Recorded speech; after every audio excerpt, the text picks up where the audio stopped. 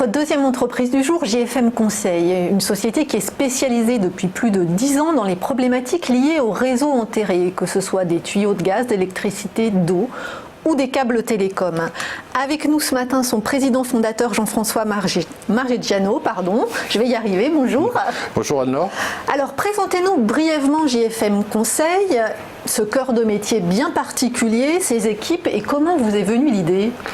Alors JFM Conseil en fait a été créé il y a 19 ans. Moi j'ai toujours travaillé dans le domaine des réseaux enterrés et techniques un petit peu spéciales, soit pour les détecter, les diagnostiquer.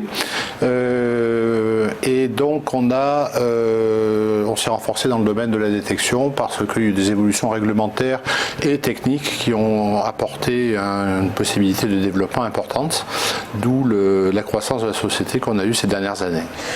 Et alors, quels sont... Pardon, vous alliez finir sur les Oui, je disais, notre métier, puisque vous me posez la question, il consiste en fait à taguer les trottoirs. Vous avez dû remarquer certainement dans les rues de Paris et d'autres villes, les traits de couleur bleu, jaune, rouge, vert avec des chiffres à côté. Voilà, donc ça c'est nous, c'est ce que nous faisons. En fait, ouais. Et ça permet de détecter, de représenter les réseaux ou la trace des réseaux en surface pour permettre soit de faire des projets de travaux qui sont fiables, soit d'éviter que les entreprises de travaux publics ne cassent les canalisations en terrassant. Alors, quelles sont aujourd'hui, on a eu cette discussion ensemble avant l'interview, quelles sont aujourd'hui les problématiques liées à ces réseaux enterrés ? Est-ce que ce sont des problématiques de sécurité, de profusion, parce que vous m'avez expliqué quand même il y avait beaucoup de câbles et de tuyaux là-dessous, de réglementation, vous venez de l'évoquer. Moi, ce qui m'a étonné, c'est qu'aujourd'hui, on ne sache pas, il y a besoin d'une cartographie, qu'on ne sache pas exactement où sont ces réseaux. Alors... Excusez-moi. Il y a eu beaucoup d'évolutions techniques en fait qui ont bouleversé le marché et en particulier toute la connaissance des réseaux que l'on avait avant sous format papier aujourd'hui est obsolète et il faut passer à des formats informatiques où au lieu d'avoir simplement une feuille de papier qui représente le réseau comme on peut le voir derrière, en fait ça c'est une superposition de calques sur lesquels on voit des choses en transparence et le réseau en fait est représenté sous cette forme de plusieurs calques avec des indications qui sont diverses et variées. Et en fonction des calques que l'on met, qu'on présente ou que l'on ne présente pas, on va avoir une vision du sous-sol qui va être complètement différente. Donc c'est cette évolution technologique avec les nouveaux moyens informatiques de dessin assisté par ordinateur qui font que les anciennes techniques de cartographie avec un calque, un rotring et une lame de rasoir ne sont plus du tout adaptées d'ailleurs. C'est à cause de ces calques et de ces lames de rasoir que des canalisations de gaz ont explosé ? Non, les canalisations de gaz ont explosé pour des raisons diverses. La principale raison, c'est quand il y a des travaux et que les entreprises de travaux les accrochent. Alors après, elles sont responsables de l'accrochage, mais elles ne sont pas forcément coupables. C'est que parfois, elles ont des plans qui sont approximatifs, qui sont faux, des routes qui ont changé. Voilà. Mais c'est pour ça, si vous voulez, c'est bien parce que ça fait peur que le gouvernement, et en particulier le ministère de l'Environnement, refonder complètement la réglementation dite anti-endommagement de façon à permettre la sécurisation des travaux.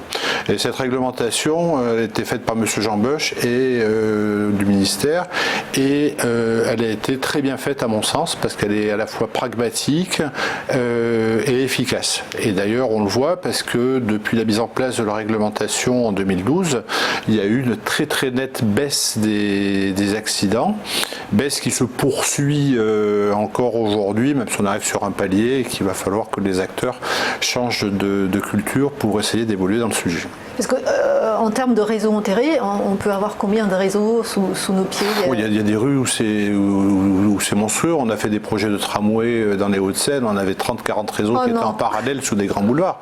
Parce que vous avez en fait des réseaux d'alimentation, des réseaux de distribution, vous avez plein d'opérateurs que vous connaissez plus ou moins, tels que Enedis pour l'électricité, mais aussi RTE qui fait le transport d'électricité, GRT pour le transport de gaz, GRDF, les opérateurs opérateurs de télécom, les compagnies des eaux, les compagnies d'assainissement, l'éclairage public, la signalisation lumineuse, enfin voilà. Donc il y a énormément de réseaux qui sont enterrés et l'évolution du monde moderne a fait que plus ça va et plus effectivement il y a d'opérateurs, de services qui sont dispensés, de réseaux qui sont enterrés dans les mêmes rues.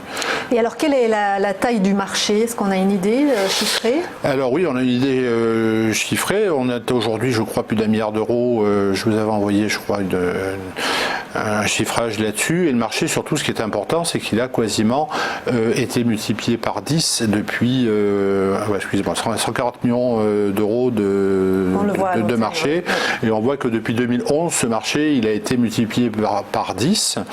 De par l'aspect réglementaire derrière, mais aussi parce que c'est une vraie utilité pour les maîtres d'ouvrage, les exploitants de réseau et tous les intervenants dans le domaine des travaux publics. Alors, qui sont vos clients? Est-ce que vous pouvez nous donner 2-3 cas pratiques de vos interventions? Alors, nos clients, en fait, ils sont très variés. Notre principal client, qui représente à peu près 50% de notre activité, ce sont les collectivités territoriales qui sont tenues de faire de la détection de réseau quand elles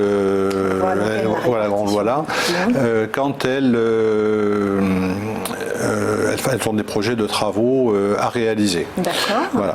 Après, derrière, on a les grandes entreprises publiques, des gens comme RATP, le STIF, la SNCF. En particulier, aujourd'hui, il y a énormément de projets de trams, de métro et autres. Et donc, dans le cadre de ces travaux-là, ils nous passent directement des commandes pour détecter les réseaux à l'endroit où ils font leurs travaux. Donc ça, c'est un gros pôle. Et puis, aussi les entreprises de travaux, parce ils font de très gros efforts pour essayer de sécuriser leurs travaux, et donc elles nous appellent pour faire ce fameux marquage que l'on voit dans les rues si nettement avant les travaux. Voilà. Après, on a plein d'autres personnes. En fait, nos maîtres d'ouvrage, c'est un peu tout le monde, depuis le particulier qui veut faire une véranda ou une piscine et qui a peur d'accrocher ou qui risque d'accrocher. On n'y pense pas. On n'y pense pas. La piscine, voilà. On n'y pense pas, mais c'est important parce que les particuliers représentaient en fait 8% des endommagements il y a une dizaine d'années, donc c'était pas très important par rapport à ce qu'on pouvait avoir ailleurs. Mais aujourd'hui, vu qu'il y a une très forte diminution sous le domaine public et que sous le domaine privé, ça n'a pas encore trop évolué, ils reprennent un petit peu plus d'importance et aujourd'hui, c'est plutôt 15-16%, donc ça va devenir un vrai sujet de préoccupation sur lequel il va falloir qu'on s'attache. Et alors, est-ce que vous avez des concurrents directs sur ce segment et quelle est votre valeur ajoutée? Alors, des concurrents directs, oui, on en a. Heureusement, sur un marché concurrentiel, et moi je suis un fervent partisan de la concurrence parce que ça nous permet de nous développer, de nous adapter et de faire évoluer, de nous challenger. Nous, on pense qu'on est dans le top 5 des entreprises au niveau national. Et alors, nos concurrents, ce sont soit des très gros cabinets de géomètres qui en ont fait une activité aval, soit des bureaux d'études qui en ont fait plutôt une activité amont, voilà, et puis aussi des gros exploitants de réseau, des sociétés en particulier d'énergie qui font de l'électricité et de l'éclairage public et qui sont lancés dans ce marché-là parce qu'ils ont des obligations, qu'ils ont voulu répondre à ces obligations. Et alors, comment fonctionne votre modèle économique? Est-ce qu'on peut avoir une idée du chiffre d'affaires, de la rentabilité? Alors, le chiffre d'affaires, oui, le chiffre d'affaires, nous, il a cru très fortement ces dernières années, puisqu'en l'espace de 2012 à aujourd'hui, on est passé de 1 million à peu près à 7 millions, donc ça fait quand même une bonne croissance d'entreprise.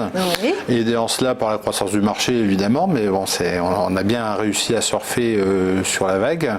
Voilà, donc cette année, on a une petite année d'accalmie, on ne fait que 10% de croissance, après des années où on a tourné quand même entre 50 et 60%, donc il fallait qu'on se structure un petit peu derrière. Et la société est rentable depuis Oui, on a à peu près une rentabilité de 10%, ce qui est tout à fait honorable pour une société de service, et en tout cas parfaitement en ligne avec le reste du marché. Et alors, comment financez-vous le développement? En tout cas, comment vous l'avez financé jusqu'à présent et comment vous allez financer la suite? Alors, aujourd'hui, on a la chance d'avoir des partenaires financiers qui sont très dynamiques et qui nous supportent énormément, en particulier BPI, la BNP, la Société Générale, Crédit Agricole, qui sont notre pool bancaire. D'accord, donc c'est par dette. Voilà, donc non pas par dette, on travaille beaucoup plus en leasing avec eux. En fait, on a eu beaucoup d'achats de matériel, puisqu'on a acheté quand même 2 millions de matériel à peu près en l'espace de 2 ans. Donc, mais ce que je veux dire, c'est qu'aucun n'est entré au capital. Non, non. Aujourd'hui, aucun n'est entré dans le capital. Ça, je pense que ça sera pour l'avenir, parce que c'est vrai que demain, on aura besoin. Il y a énormément de services à développer à l'aval de nos prestations de détection, et c'est vrai que j'aimerais bien arriver à trouver un partenaire industriel pour arriver à développer ces services-là. Ce sont Alors, à mon avis, le gros point dans l'avenir, dans les 5 ans à venir, ça sera la gestion de patrimoine, parce que il y a avec l'intelligence artificielle, il y a des possibilités de mieux gérer le patrimoine, de pouvoir optimiser sa maintenance et d'avoir des économies qui sont substantielles là-dessus. Alors évidemment, avant d'optimiser la maintenance du patrimoine, il faut connaître le patrimoine. Donc aujourd'hui, on a des outils, on va le cartographier. Voilà.